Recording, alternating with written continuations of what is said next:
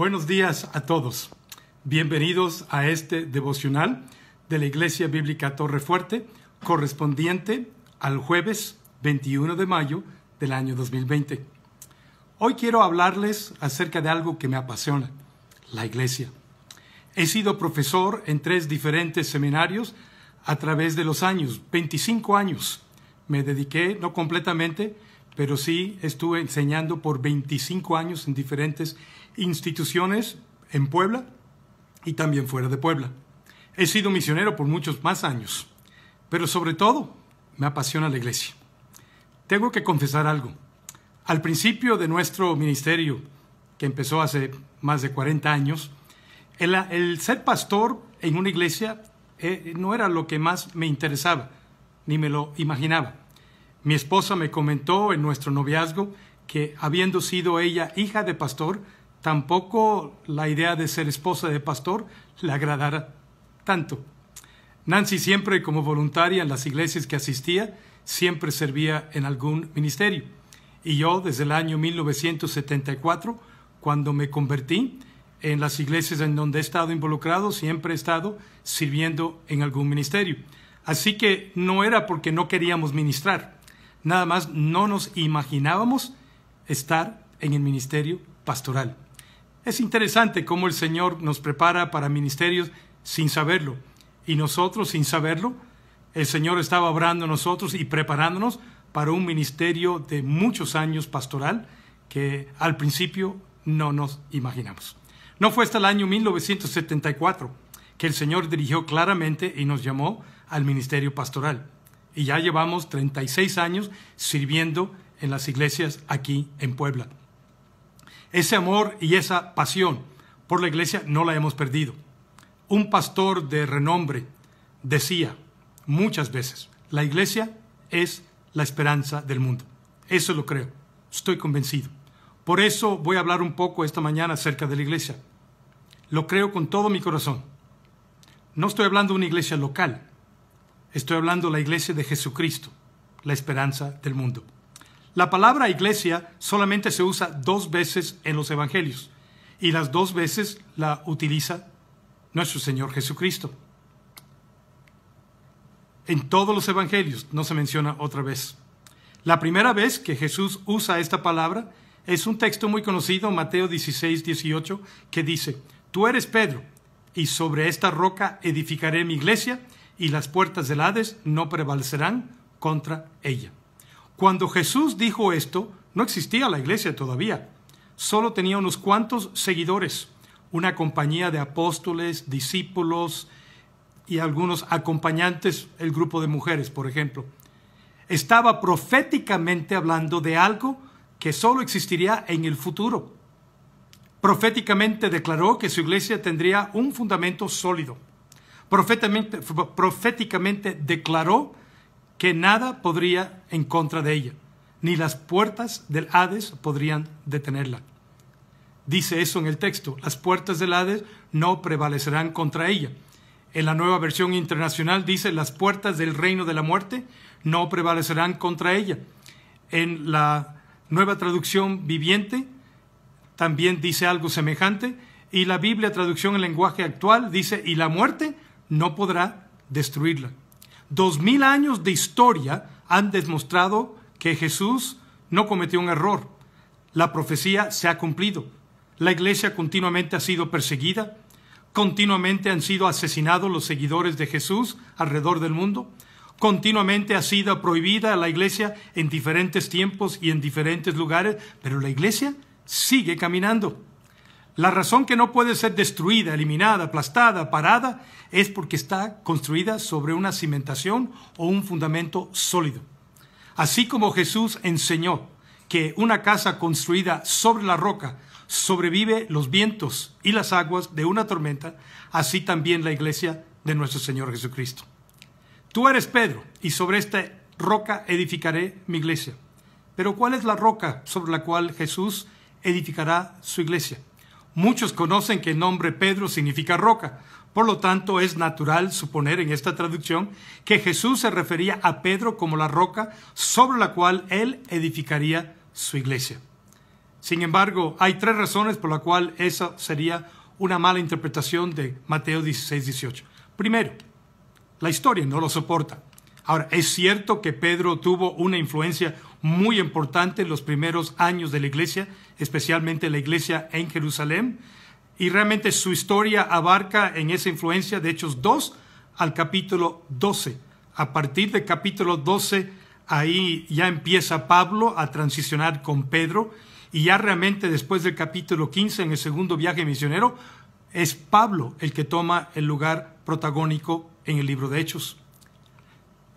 Pero después, además, es Pablo el responsable, humanamente hablando, por el crecimiento de la iglesia, llevando el evangelio a nuevas naciones, estableciendo múltiples iglesias y preparando a toda una nueva generación de líderes después de él para las iglesias. Y es Pablo que encabeza los 3 viajes misioneros de Hechos y probablemente todavía hizo más. Es Pablo quien escribe 13 epístolas e indirectamente es responsable por los libros de el Evangelio de Lucas y Hechos, porque el doctor Lucas se añade a su compañía en Hechos 16, se convirtió en su discípulo y probablemente bajo esa influencia los escribió. Así que si combinamos las palabras de Pablo en sus 13 epístolas y Lucas en su Evangelio y el libro de Hechos, ellos escribieron la mitad del Nuevo Testamento.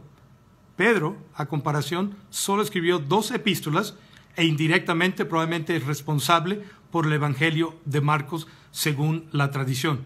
No mucho en comparación con Pablo. También Pedro es el que reconoce el apostolado de Pablo, pero Pablo es el que tiene que reprender a Pedro en frente de toda la iglesia en Antioquía en Gálatas capítulo 2.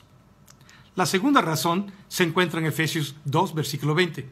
Ahí dice que la iglesia, humanamente hablando, está edificada no sobre un solo hombre, sino el conjunto de todos los apóstoles y profetas del Nuevo Testamento, edificado sobre el fundamento de los apóstoles y profetas. La tercera razón es por el uso de palabras diferentes por Jesús, que se traducen en nuestra versión en español igual, roca. Pedro, la palabra Petros en griego significa roca, pero la palabra traducida como roca, la segunda vez que se usa Mateo 16, 18, es una palabra diferente, pero semejante. Jesús está contrastando 2 palabras que tienen una pronunciación semejante. La segunda palabra que se utiliza en Mateo 16, 18 se traduce roca, pero es la palabra Petra, que significa piedra grande, como una peña o peñasco. ¿A qué roca grande se refiere Jesús si no es una referencia a Pedro? Solo puede haber 2 respuestas. Una, la confesión de Pedro unos versículos antes, cuando dice: tú eres el Cristo, el Hijo de Dios viviente, y sobre esa confesión de fe, sobre esa fe, al irse creyente añadiendo tras creyente añadiéndose a la iglesia ha ido creciendo. O puede ser que Jesús mismo es la roca, la peña, que concuerda muy bien con Efesios 2, versículos 20 al 21, que dice: edificado sobre el fundamento de los apóstoles y profetas, siendo la principal piedra del ángulo, Jesucristo mismo, en quien todo el edificio bien coordinado va creciendo para ser un templo santo en el Señor. ¿Cómo puede ser parada, detenida, eliminada, aplastada la iglesia si está construida sobre Dios mismo? Si somos más que vencedores en Cristo Jesús y nada nos puede separar del amor de Dios en Cristo Jesús, ¿cuánto más la iglesia que está fundada sobre Jesús, sobre esa confesión de fe? Como dice Romanos: estoy seguro de que ni la muerte, ni la vida, ni ángeles, ni principado, ni potestades, ni lo presente, ni el porvenir, ni lo alto, ni lo profundo, ni ninguna otra cosa creada nos podrá separar del amor de Dios que es en Cristo Jesús, Señor nuestro. Por eso estoy convencido: nada parará, nada detendrá, nada destruirá, nada eliminará la iglesia de Jesucristo. Muchos han tratado, gobernantes, naciones, pueblos, fanáticos, la han tratado de destruir a través de los siglos y no lo han logrado. Sí, es cierto. Han matado a miles de creyentes como mártires. Han destruido, hasta la fecha, se están destruyendo edificios en el continente africano y hasta en la misma China. Pero la iglesia sigue adelante. No, querido amigo. Nada destruirá o detendrá la iglesia de Jesucristo. Siempre será la esperanza del mundo. Pueden destruirla en un lugar, pero crecerá en otro.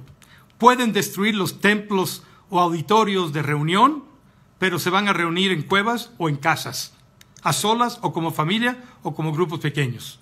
Ni persecución a través de la historia, ni hambre a través de la historia, ni tempestad, recesión, depresión o una pandemia llamada coronavirus COVID-19 parará la iglesia.